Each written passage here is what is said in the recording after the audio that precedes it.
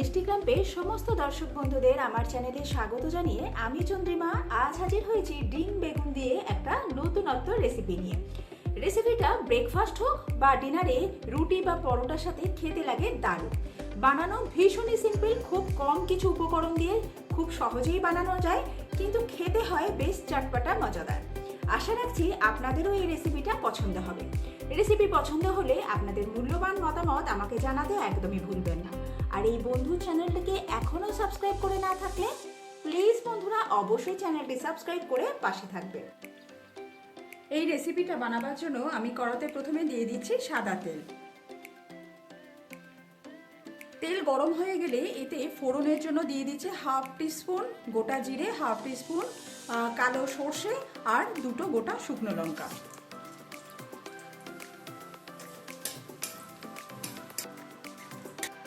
ফোড়ন ভেজে নেওয়া হয়ে গেলে এর মধ্যে চৌকো করে কেটে রাখা কিছু বেগুন অ্যাড করে দেবো। বেগুনগুলোকে এরকম ছোট ছোট স্কোয়ার করে কেটে নিয়েছি, এটা দিয়ে দিলাম তেলের মধ্যে।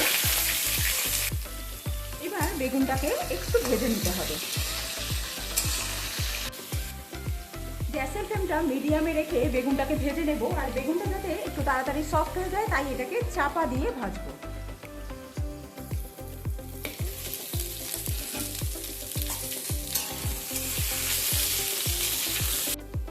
বেগুন ভেজে নেওয়া হয়ে গেছে, আপনারা দেখেই বুঝতে পারছেন বেগুনের গায়ে কিন্তু হালকা লালচে কালার ধরে গেছে।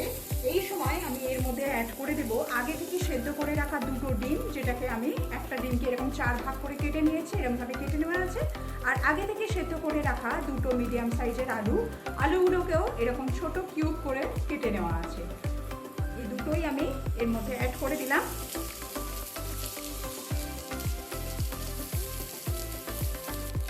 এবার এর মধ্যে অ্যাড করে দিচ্ছি কিউব করে কেটে রাখা পেঁয়াজ।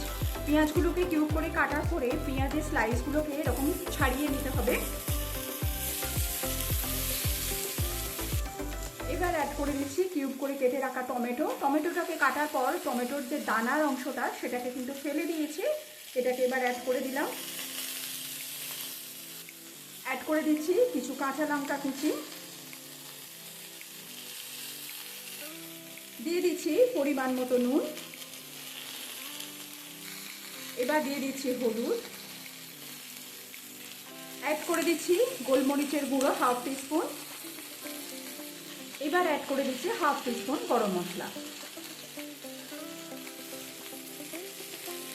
লো টু মিডিয়াম ফ্লেমে সমস্ত উপকরণ 2 থেকে 3 মিনিট নাড়াচাড়া করে নিলেই তৈরি হয়ে যাবে আমার আজকের রেসিপি।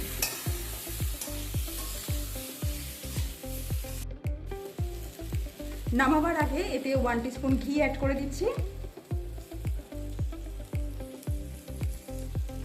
গ্যাসের ফ্লেমটাকে অফ করে দিয়ে ঘিটাকে মিশিয়ে নেব। তৈরি হয়ে গেছে ডিম বেগুন দিয়ে আমার আজকের নতুনত্ব রেসিপি। পরিবেশনের আগে উপর থেকে চাট মশলা ছড়িয়ে দিলে এর স্বাদ আরও দ্বিগুণ হয়ে যায়।